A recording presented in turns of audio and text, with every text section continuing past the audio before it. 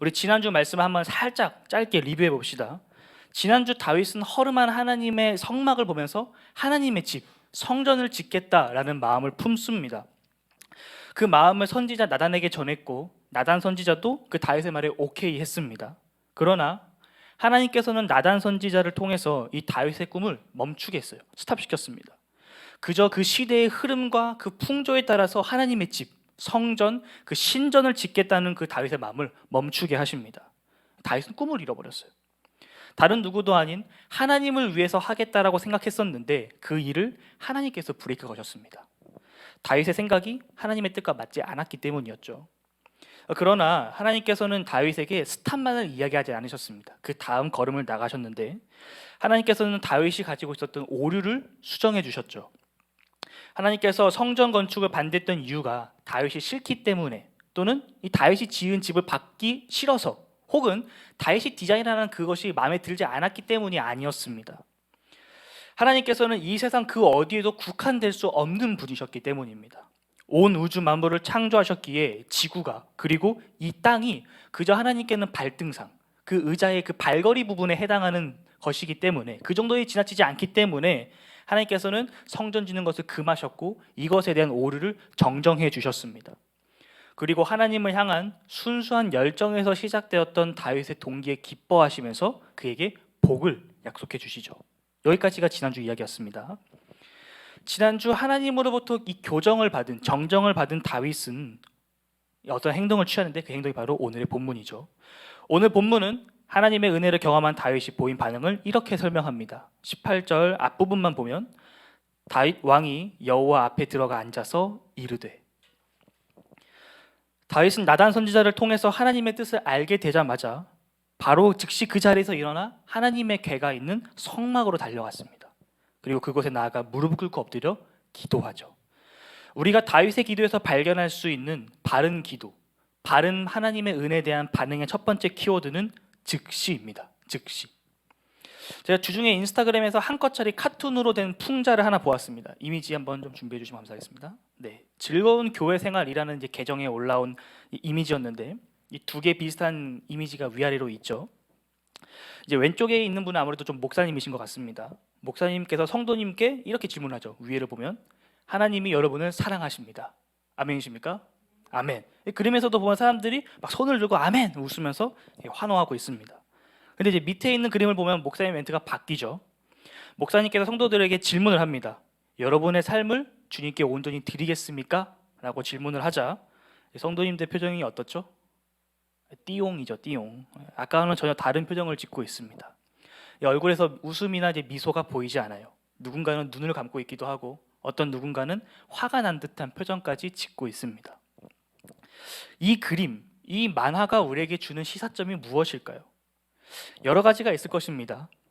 하나님의 복은 사모하지만 하나님을 향한 순종이나 헌신에는 부정적인 기복신앙을 말할 수도 있을 거고, 인간의 연약함에 대해서 말하는 풍자일 수도 있겠습니다.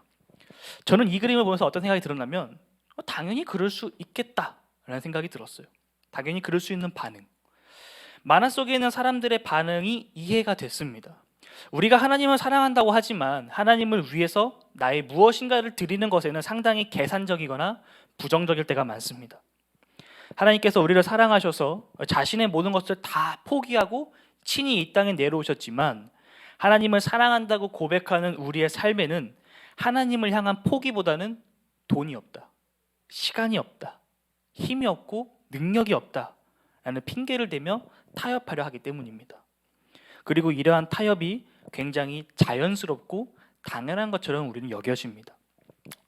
저는 이 부분에서 우리 그리스도인들에게 필요한 자세가 돌이킴이라고 생각합니다. 돌이킴. 우리는 누구나 그러한 생각을 품을 수밖에 없습니다. 우리는 연약하기 때문이죠.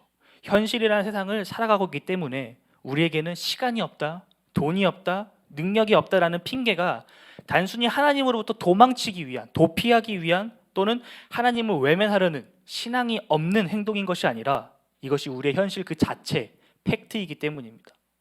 그러나 우리는 이러한 현실을 뛰어넘어야 합니다.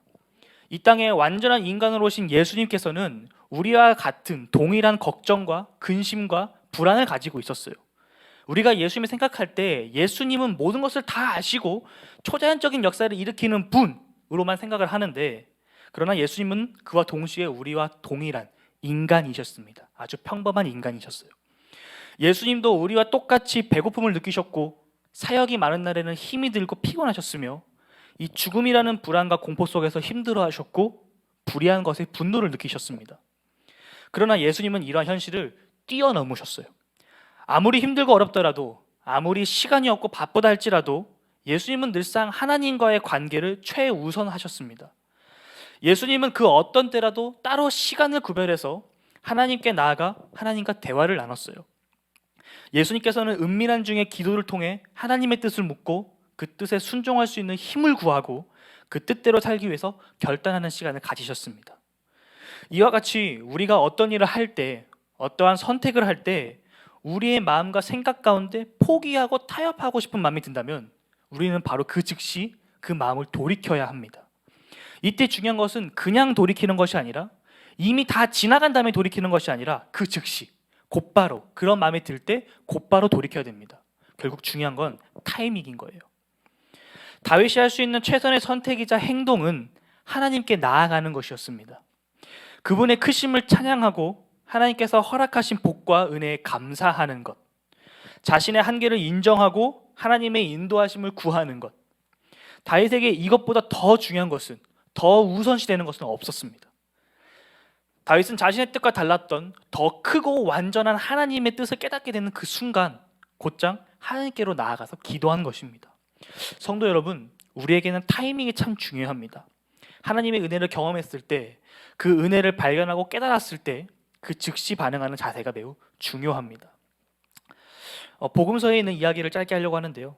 마태, 마가, 누가, 요한 이 네 권의 복음서에서 예수님께서 이 치유의 사건들을 굉장히 많이 행하셨습니다. 많이 기록되어 있는데 그 중에 누가복음 17장 말씀을 보면 굉장히 독특한 흥미로운 에피소드 하나가 기록되어 있습니다. 예수님께서 예루살렘을 향해 가실 때 어느 한 마을에서 있었던 사건입니다. 예수님께서 마을을 지나가시는데 그 마을 변두리 외곽에 살고 있었던 나병 환자 10명이 예수님을 찾아와서 먼 발치에서 예수님의 이름을 부르짖습니다. 예수님, 제발 우리를 불쌍히 여겨주시옵소서. 그러자 예수님께서는 그 10명의 나병 환자들에게 제사장에게 가서 너의 몸을 보여라 라고 답을 해주십니다. 당시 이 나병, 문둥병은 이 종교적인 죄로 인해 발생하는 질병, 하나님께 죄를 범해서 하나님께서 그 죄에 대해서 내리시는 심판이라고 생각했기 때문에 이 완치 판정을 의사가 아닌 제사장이 내려야 했었습니다. 그래서 예수님께서는 제사장에게 가서 너의 몸을 보여라 라고 답변을 해주신 것입니다. 같은 맥락으로 의사에게 가서 완치 판정을 받아라 라고 하신 것이죠. 예수님의 말씀을 들은 이 10명의 나병 환자들이 제사장을 향해 달려가다가 자신의 몸이 깨끗해지는 것을 경험했습니다. 그동안 자신을 오랜 시간 동안 괴롭혔던 이 나병이 사라졌다는 것을 깨달았어요. 10명의 나병 환자들은 너무나 기뻤죠. 제사장을 향해 나아가는 그 발걸음이 더욱 가벼워지고 더욱 힘찬 발걸음으로 바뀌었습니다. 그런데 그들 중에 한 사람이 달려가던 그 발걸음을 멈췄습니다. 성경에 기록되어 있지는 않지만 함께 달려가던 그 9명의 사람이 멈춰선 그 한 사람에게 아마 이렇게 말했을 것 같아요. 야, 너 뭐하냐? 빨리 와. 빨리 제사장에게 가자 라고 했을 것 같아요. 그러나 이 멈춰있던 그 한 사람은 다른 9명의 이 만류에도 불구하고, 조언에도 불구하고 제자리에 서서 하나님을 큰 소리로 찬양한 다음에 방향을 돌려 예수님께로 다시 돌아갑니다. 그리고 예수님께 가서 감사 인사를 드리죠. 그때 예수님께서 그 사람에게 묻습니다. 나머지 9명은 어디 갔느냐? 그 9명의 사람들은 과연 제사장에게 갔다가 다시 예수님께로 돌아와서 감사 인사를 드렸을까요? 저는 아니라고 생각합니다.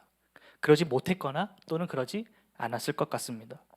만약 그들이 예수님께 돌아와서 감사 인사를 드렸더라면 분명 성경은 이에 대해서 기록하고 있을 것입니다.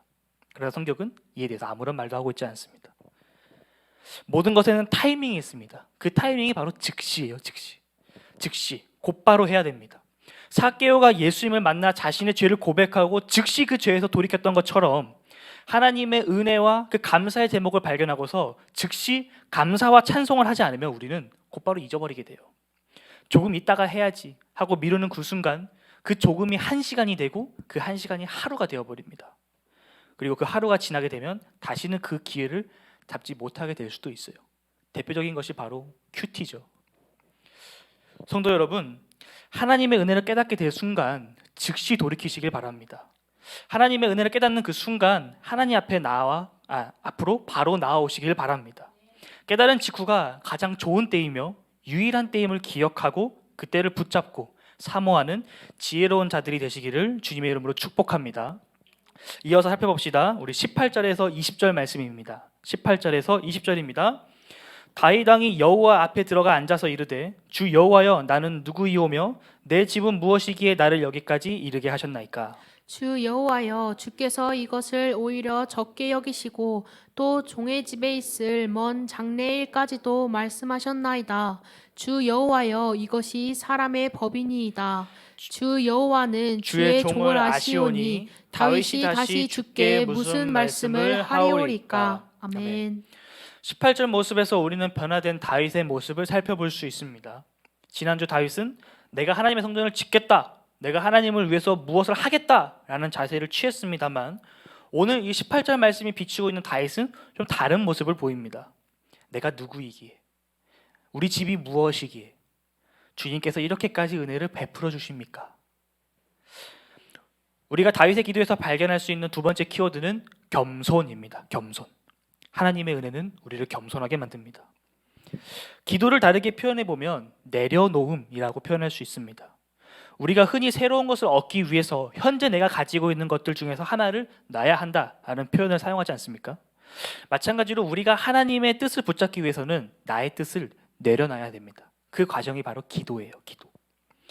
다윗이 기도의 자리로 나아갔다는 것은 그가 하나님의 뜻과 달랐던 자신의 뜻을 내려놓는 과정을 시작했다는 것을 의미합니다.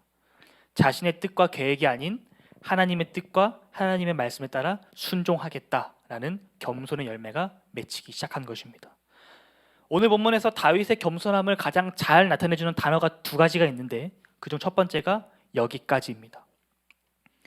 그동안 다윗에게는 참 많은 일들이 있었어요. 우리 교회가 사무엘서를 설교한 지가 언젠가 좀 찾아봤는데 특히 그 중에서도 다윗에 대한 첫 설교가 작년 8월 21일에 시작됐더라고요. 사무엘상 16장, 사무엘서 16번째 강해였습니다. 그로부터 어느덧 7개월이 흘렀습니다. 우리는 사무엘상을 지나 사무엘하를 보고 있죠. 오늘이 사무엘서 41번째 설교입니다. 그동안 다윗에게 어떤 일이 있었습니까? 우리가 7개월 동안 살펴봤었는데 아주 어마어마한 일들이 많이 있었습니다. 이 자신의 아버지와 형들에게조차 인정받지 못한 채 이 거칠고 사나운 들판에서 외롭고 쓸쓸하게 양이나 치던 목동이 이스라엘의 영원한 대적 이 블레셋과의 전투에서 골리앗의 머리를 베었고 사울왕 옆에서 왕을 보필하는 신하로 자리 잡았습니다. 우리가 살면서 평생 동안 그러한 친구 한 명을 사귈 수 있을까 싶은 요나단과 같은 영혼의 단짝도 만났고 사울의 딸 미갈과도 결혼을 했습니다. 다윗이 가는 곳곳마다 하나님께서 승리를 허락하셨고 다윗의 이름은 날이 갈수록 높아져만 갔어요. 그러나 승승장구할 것만 같았던 그의 삶에 어두운 그림자가 짙어졌습니다. 이 시기와 질투, 욕망과 권력의 눈이 먼 이 사울로 인해서 거의 10년이라는 시간 동안 이 거친 광야와 들판을 떠돌면서 도망자 신세를 면치 못했고 이방 나라에 몰래 숨어 들어가서 미친 척을 하거나 이 망명을 하는 등 그의 인생에서 겪을 수 있는 모든 수치와 수모를 겪었습니다. 또한 그러한 과정 속에서 수많은 실패와 절망, 두려움과 슬픔을 경험했습니다. 다윗이 걸어온 그의 인생길은 참으로 험난했습니다. 마치 이 주식 그래프가 떡상했다가 떡락하는 것처럼 그의 인생은 수없이 많은 이 인생의 굴곡들로 얼룩져 있습니다. 다윗의 인생 그래프는 멸시와 조롱, 인정과 칭송, 도망자의 신분, 골리앗을 쓰러뜨린 전쟁의 영웅, 가난하고 더러운 목동, 하나님께 선택받은 이스라엘의 왕. 과연 다윗만큼 이렇게 인생 그래프가 심하게 요동치는 사람이 있을까 싶을 정도로 매우 그의 인생은 험난했습니다. 다윗은 그의 인생 그래프 끝에서 지금 다윗이 서 있는 바로 그곳에서 그의 수많은 굴곡들을 회상하며 그 모든 과정이 하나님의 은혜였다고 고백합니다. 18절 뒷부분을 보면 주 여호와여 내가 누구이오며 내 집이 무엇이기에 나를 여기까지 이르게 하셨나이까 하고 회상하죠. 성도 여러분, 우리의 삶을 신앙으로 해석하는 신앙의 눈, 믿음의 눈이 우리에게 굉장히 중요합니다. 같은 경험을 하더라도 그 경험으로 인해 깨닫는 바는 사람마다 각각 다릅니다. 같은 경험을 하고서도 어떤 사람은 그 속에 있었던 하나님의 뜻과 섭리를 발견하는 사람이 있는가 하면, 어떤 사람은 아무것도 깨닫지 못한 채, 배우지 못한 채 그저 시간을 흘려보내는 사람도 있습니다. 아까 예수님의 이야기에 등장했던 10명의 나병 환자들처럼 말이죠. 다윗은 지난날 자신이 걸었던 모든 걸음이 하나님의 섭리요, 하나님의 은혜였다는 것을 깨닫게 되었습니다. 그 걸음들 가운데 주님을 향한 열정만 가득해서 실수할 때도 있었고, 하나님을 의심한 채 자신의 힘과 다른 누군가의 힘을 의지해서 도망쳤던 때도 있었지만, 결국 여기까지 인도하신 하나님께 다윗을 결국 오늘 여기까지 하나님께서 다윗을 인도하셨습니다. 우리 인생에도 수많은 실수들이 있습니다. 하나님의 말씀대로 살지 못하는 순간들이 너무나도 많아요. 죄의 유혹에 스스로 넘어지기도 하고, 다른 사람을 죄의 유혹 가운데 넘어지게 하는 실수를 범하기도 합니다. 우리 모두가 이와 같은 경험들이 있어요. 그러나 한편으로는 그 넘어짐이 우리에게 좋은 교훈이 되기도 합니다. 한 번 걸려 넘어져 봤기 때문에 우리는 그것이 우리의 인생의 도움판이 아니라 걸림돌이라는 것을 깨닫게 되었습니다. 그리고 그 넘어짐이 얼마나 아프고 얼마나 창피한지도 우리는 배우게 되었어요. 저는 그러나 우리가 죄를 짓자, 죄가 우리에게 도움이 된다를 말씀드리는 것이 아닙니다. 우리가 보기에 악한 것 투성이고 우리 인생에 아무런 도움도 될 것 같지 않다 할지라도, 하나님께서는 그것을 통해서라도 역사하신다라는 것을 말씀드리는 겁니다. 제 인생에서 허리는 늘 제 인생의 이 발목을 잡았습니다. 그 아픔이 무엇인가를 하고 싶을 때, 무엇인가를 도전해보고 싶을 때마다 허리가 저의 아킬레스건이 되었었어요. 그러나 반대로 그 허리 때문에 저는 하나님을 붙잡게 되었습니다. 그 허리 때문에 하나님을 의지하게 되었어요. 결국 저는 허리 때문에 하나님을 인격적으로 만나게 되었습니다. 제 인생 그래프에서 허리가 이 하얀 곡선을 그릴지 몰라도 그 허리 때문에 그 이후에 제 인생은 다시 치고 올라가는 모습을 그립니다. 저에게 있어서 허리는 걸림돌이 아니라 하나님을 향해 달려갈 수 있는 도움의 도움판이 되었습니다. 다윗도 마찬가지입니다. 다윗이 왕이 된다는 것은 인간적인 생각으로는, 인간적인 시선에서는 불가능한 것입니다. 다윗의 몸에는 이방인의 피가 흐르고 있어요. 모압 사람 룻의 피가 흐르고 있습니다. 이스라엘 사람들이 얼마나 그 이방인들을 경멸하는지 여러분 잘 아시잖아요. 더군다나 다윗은 한때 나라를 버리고 도망갔었던 사람이었습니다. 우리나라로 치면 다윗은 조선 말시기 자신의 목숨을 부지하기 위해 일본으로 도망갔었던 한중 혼혈 가문의 사람이었다라고 표현할 수 있을 것 같아요. 이런 사람이 어떻게 왕이 될 수 있겠습니까? 다윗은 자신의 과거를 뒤돌아보면서 오늘의 현실에서 이 과거의 상처와 아픔들이 오늘의 훌륭한 백신이 되었다는 것을 깨닫게 됩니다. 이미 오래전부터 준비되어 있었던 하나님의 계획, 하나님의 은혜를 깨닫게 되었어요. 그러기에 다윗은 겸손하게 하나님께로 나아와 기도할 수밖에 없었던 것입니다. 다윗의 인생에 하나님의 섭리가 가득한 것처럼 우리의 인생에도 하나님의 섭리가 가득 채워져 있습니다. 다윗이 자신을 향한 하나님의 계획과 섭리를 발견하고 그 은혜에 기뻐했던 것처럼 우리를 향한 하나님의 크신 뜻을 발견하고 깨닫는 은혜가 우리 모두에게 있기를 소망합니다. 다윗의 겸손함을 나타내는 또 하나의 단어가 있습니다. 그것은 바로 종이에요. 종. 아무런 자격도 없는 그저 허름한 자신을 이스라엘의 왕이 되기까지, 그의 가문에 영원한 복을 허락하시기까지 인도하셨던 하나님의 사랑과 은혜에 다윗은 굴복하고 자기 스스로를 종이라고 표현합니다. 우리가 누군가와 대화할 때 강조하고 싶은 부분이 있으면 그 부분을 반복하는 것처럼 성경에서도 반복은 강조의 의미를 갖습니다. 제가 설교할 때면 이 강조하고 싶은 부분을 이렇게 반복해서 이야기하는데, 그렇다고 해서 제가 한 30분 남짓 되는 이 시간 동안 같은 말을 막 10번, 20번씩 반복하진 않아요. 근데 다윗은 이 한 장도 채 되지 않는 불과 12절에 불과한 오늘 본문에서 자신을 무려 10번이나 종이라고 표현합니다. 종은 우리가 알다시피 그 주인에게 귀속된 존재, 자신의 주권을 상실한 채 주인의 명령에 따라 행동하는 자, 주인을 섬기는 자, 노예와 같은 의미를 가지고 있습니다. 히브리어 원어를 살펴보면 종을 에베드라고 하는데 그 어원이 아바드입니다. 아바드의 뜻은 섬기다, 봉사하다, 일하다라는 뜻을 가지고 있어요. 다윗은 자신을 여기까지 인도하신 하나님께 감사하며 앞으로 자신은 하나님을 섬기는 자로서, 하나님께 봉사하는 자로서 하나님을 위해 일하는 자가 되겠다고 고백한 것입니다. 더 나아가서 아바드는 한 가지 뜻을 더 가지고 있는데 그것은 바로 예배하다입니다.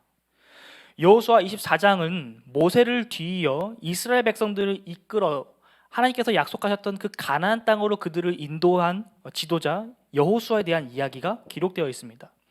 그 여호수아의 인생 말년에 그가 죽음을 앞두고서 이스라엘 백성들에게 신앙과 믿음의 결단을 촉구하는 내용이 여호수아서 24장에 기록되어 있는데, 여호수아는 이스라엘 백성들에게 이렇게 말을 합니다. 오늘 너희가 섬길 신을 택하라. 나와 내 집은 오직 여호와만을 섬기겠다 라고 이야기합니다. 이때 섬기겠다라는 이 표현이 바로 아바드입니다. 나와 내 집은 오직 여호와만을 섬기겠다. 나와 내 집은 오직 여호와만을 예배하겠다. 나와 내 집은 오직 여호와만을 위해 살겠다. 다윗이 자기 자신을 종으로 표현한 것은 단순히 하나님께 굴복했다라는 의미를 뛰어넘어서 하나님을 위해 사는 존재가 되겠다, 하나님의 말씀에 순종하는 자가 되겠다, 하나님만을 예배하는 자가 되겠다라는 신앙과 믿음의 결단도 함께 가지고 있습니다. 성도 여러분, 여러분들에게 하나님은 어떤 분이십니까? 여러분은 하나님께 어떠한 모습으로 나아가시겠습니까? 다윗이 자신의 인생을 회고하며 하나님의 섭리를 깨닫고 그 하나님을 자신이 딸을 평생의 주님으로 모시는 것처럼 눈을 들어 여러분의 돕는 도움이 어디서 오는지 발견하시고 그분을 위해 살아가는, 그분을 위해 자기 스스로를 낮추는 겸손의 모습이 있기를 주님의 이름으로 축복합니다. 다윗이 종이라면 그 종의 주인도 있겠죠. 다윗은 하나님을 주님이라고 고백합니다. 다윗이 예배하기로 결심한, 평생을 따르기로 결단한 하나님을 어떻게 찬양하고 감사와 영광을 올려드리는지 살펴봅시다. 21절에서 24절 말씀입니다. 주의 말씀으로 말미암아 주의 뜻대로 이 모든 큰 일을 행하사 주의 종에게 알게 하셨나이다. 그런즉 주 여호와여, 주는 위대하시니 이는 우리 귀로 들은 대로는 주와 같은 이가 없고 주 외에는 신이 없음이니이다. 땅의 어느 한 나라가 주의 백성 이스라엘과 같으리이까? 하나님이 가서 구속하사 자기 백성으로 삼아 주의 명성을 내시며 그들을 위하여 큰 일을, 주의 땅을 위하여 두려운 일을 애국과 많은 나라들과 그의 신들에게서 구속하신 백성 앞에서 행하셨사오며, 주께서 주의 백성 이스라엘을 세우사 영원히 주의 백성으로 삼으셨사오니 여호와여, 주께서 그들의 하나님이 되셨나이다. 아멘. 아멘. 우리가 다윗의 기도에서 발견할 수 있는 세 번째 키워드는 감사 찬양입니다. 하나님을 주님으로 섬기기로 결심한 다윗은 하나님의 위대하심을 찬양하며 감사와 영광을 올려드립니다. 다윗은 무엇 때문에 하나님께 감사와 찬양을 올려드린 것일까요? 다윗은 하나님을 위해 성전을 짓겠다고 계획했다가 하나님에 의해서 그 계획이 수포로 돌아갔습니다. 그러한 다윗에게 감사의 제목이 있을까요? 오히려 감사보다는 이해 안 됨, 분노, 억울함, 상처, 이러한 마음이 들지 않았을까요? 도대체 무엇이 다윗을 감사와 찬양의 자리로 인도한 것일까요? 감사에 대해 고민하고 묵상하다가 이찬수 목사님의 감사라는 책을 읽었습니다. 주중에 그 책을 보면 이러한 글이 있어요. 감사는 선택이다. 객관적으로 너무나 풍요로운 것이 많아서 감사하는 것이 아니라 어려운 가운데서도 감사를 선택했기 때문에 감사할 수 있는 것이다. 이 글을 읽는데 한 대 턱 맞은 느낌이 들었습니다. 감사는 훈련이라는 말이 있듯이 과거 저는 이 감사 노트를 작성하면서 감사 제목을 찾았던 때가 있었습니다. 하루의 일과를 다 마치고 조용히 방에서 이 노트를 펼쳐서 하루 동안 있었던 이 감사 제목들을 썼던 그 기억이 떠오릅니다. 처음에는 한두 개 적는 것도 이제 힘들었었는데 이 꾸준히 훈련되다 보니까 어느 순간에 별 어려움 없이 막 10개, 15개 이렇게 나오더라고요. 감사 제목들이. 별거 아닌 것처럼 그저 스쳐 지나갈 수 있는 일임에도 이 감사의 제목을 찾을 수 있게 되었고, 이 절망 속에서 새로운 힘을 얻고 비록 내 뜻과 다르다고 해서 절망하고 무너지는 것이 아니라 더 크고 더 넓은 시각에서 다시금 재조명하게 합니다. 감사가. 다윗은 마냥 감사할 수 없는 상황임에도 불구하고 그는 감사를 선택했습니다. 다윗은 자신의 계획을 실행할 수 없게 되었지만 상황에 굴복하지 않고 상황 너머에 계신 하나님을 붙잡으며 감사를 선택했어요. 감사를 선택한 다윗은 다시 한번 하나님이 어떤 분이신지 잠잠히 돌이켜 보았고 그동안 오해하고 있었던 하나님을 온전하게 똑바르게 이해하기 시작합니다. 다윗은 그가 지금까지 경험했던 하나님의 섭리들을 찬양하고 감사하기 시작합니다. 다윗이 경험한 하나님은 자기 자신의 크신 뜻과 일을 한낱 보잘것없는 자신에게까지 알려주시는 분. 그저 따라라고 강압적으로 행동하시는 존재가 아니라 하나님의 성전을 지으려고 할 때 그게 잘못된 부분이 어디인지 하나님의 임재에 대한 올바른 정의라고 해야 될까요? 그런 것을 수정해 주시는 분. 세상 그 무엇과도 비교할 수 없는 어나더 레벨의 하나님을 찬양합니다. 다윗이 만난 하나님은 자기 백성을 구하기 위해 직접 찾아가셔서 구원하여 주시는 분이시며 이스라엘을 자기 백성으로 삼으시고 친히 그들의 하나님이 되어주신 분이었습니다. 그러기에 다윗은 비록 자신이 원하는 길은 아니었지만 그 길을 막으신 하나님, 자신에게 새로운 길을 열어주신 하나님의 뜻에 귀를 기울이고 순종하며 주의 말씀대로 주의 뜻대로 행하기를 결단합니다. 성도 여러분, 우리에게도 이러한 결단이 있기를 원합니다. 하나님의 뜻이오니 어떤 길이라 할지라도 그 길을 걷는 우리가 되길 소망합니다. 그 길에서 감사를 선택하며 걷는 우리가 되기를 소망합니다. 마지막 네 번째 키워드에 대해서 살펴보겠습니다. 우리 25절에서 마지막 29절까지 읽겠습니다. 여호와 하나님이여 이제 주의 종과 종의 집에 대하여 말씀하신 것을 영원히 세우시며 말씀하신 대로 행하사 사람이 영원히 주의 이름을 크게 높여 이르기를 만군의 여호와는 이스라엘의 하나님이라 하게 하옵시며 주의 종 다윗의 집이 주 앞에 견고하게 하옵소서. 만군의 여호와 이스라엘의 하나님이여 주의 종의 귀를 여시고 이르시기를 내가 너를 위하여 집을 세우리라 하셨으므로 주의 종이 이 기도로 주께 간구할 마음이 생겼나이다. 주 여호와여 오직 주는 하나님이시며 주의 말씀들이 참되시이다. 주께서 이 좋은 것을 주의 종에게 말씀하셨사오니 이제 청하건대 종의 집에 복을 주사 주 앞에 영원히 있게 하옵소서. 주 여호와께서 말씀하셨사오니 주의 종의 집이 영원히 복을 받게 하옵소서 하니라. 아멘. 아멘. 우리가 다윗의 기도에서 발견할 수 있는 네 번째 키워드는 간구입니다. 간구, 간절히 바라는 것. 이것은 기도에서 빠질 수 없는 매우 중요한 요소들 가운데 하나입니다. 예수님께서도 우리에게 구하라라고 말씀하셨습니다. 구하고 찾고 두드리라. 그러면 주신다고 말씀해 주셨습니다. 그런데 가끔 이것을 악용하는 사람들이 있습니다. 우리가 앞서 살펴본 세 가지, 즉시, 겸손, 감사와 찬양 없이 그저 자신의 필요만을 구하는 어리석은 사람들이 있습니다. 마치 예수님을 요술램프 진이나 도라에몽 정도로 생각하는 그런 사람들이 있어요. 다윗은 그의 간구를 통해 진정한 간구가 무엇인지에 대해서 오늘 우리에게 보여줍니다. 다윗의 간구에는 큰 특징이 하나 있는데 우리가 오늘 읽지 않았지만 지난주 말씀에 기록된 하나님의 약속, 그 언약에 기초하고 있다는 점입니다. 다윗은 하나님께서 그에게 약속하셨던 언약을 지켜달라고 요청합니다.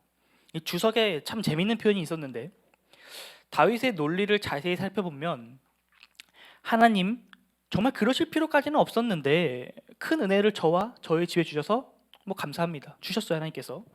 하나님은 예전부터 약속을 잘 지키시는 분이라고 익히 들어서 알고 있습니다. 일단 저에게 약속을 하셨으니 꼭 지켜주십시오. 이런 아주 확실하게 챙길 것을 챙기는 기도다 이렇게 표현되어 있는데 저는 좀 다르게 이것을 표현하고 싶습니다. 균형 잡힌 간구. 다윗은 개인의 욕심을 이루기 위해서 간구하지 않았습니다.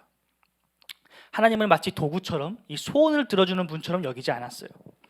다윗은 사람과 사람이 만나서 서로에게 부탁하는 것처럼 인격적으로 하나님께 나아가 간구합니다. 하나님께서 다윗에게 약속하셨던 그의 왕조의 안녕과 번영에 대해서 간구합니다. 다윗의 간구는 하나님의 역사하심과 보호하심을 구하는 간구였어요.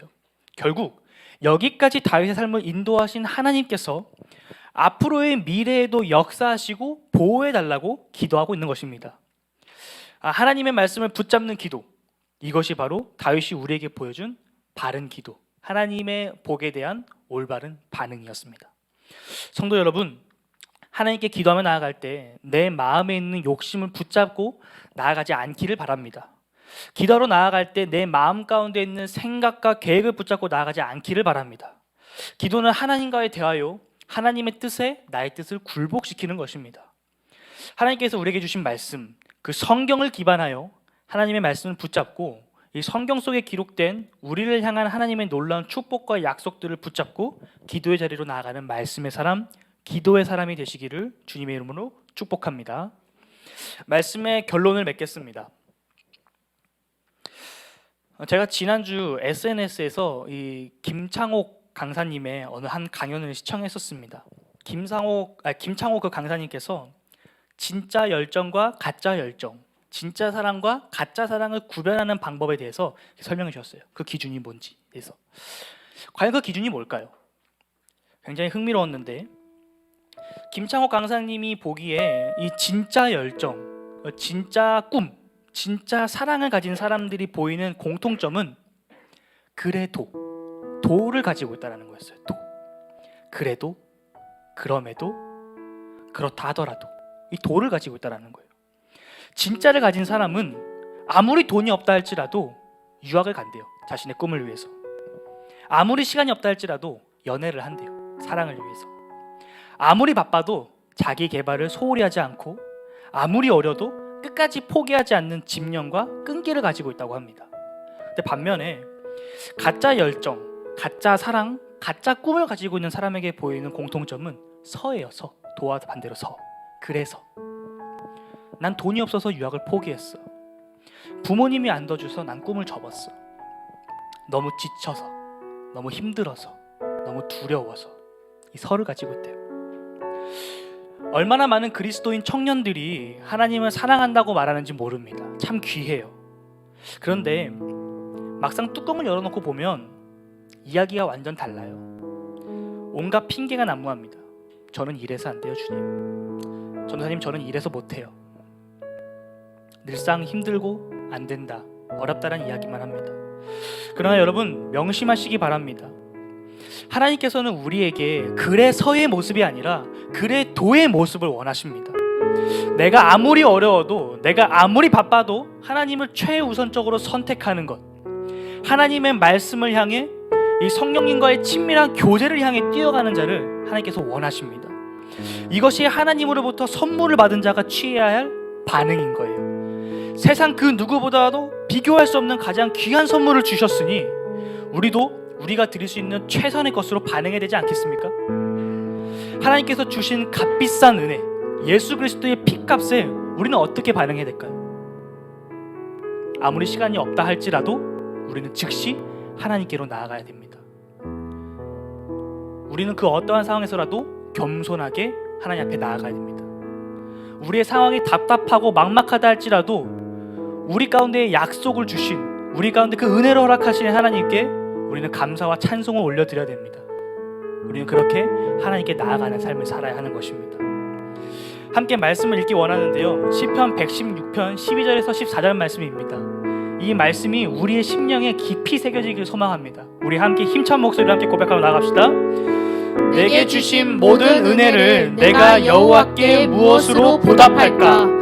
내가 구원의 잔을 들고 여호와의 이름을 부르며 여호와의 모든 백성 앞에서 나는 나의 서원을 여호와께 갚으리로다. 아멘. 시편 116편 12절에서 14절 이 고백이 오늘 이 시간 우리의 영혼 깊숙한 곳에 새겨지기를 소망합니다.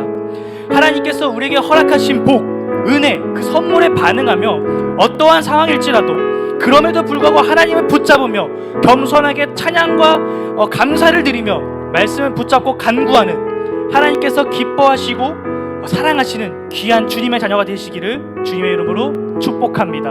아멘. 이 시간 우리 함께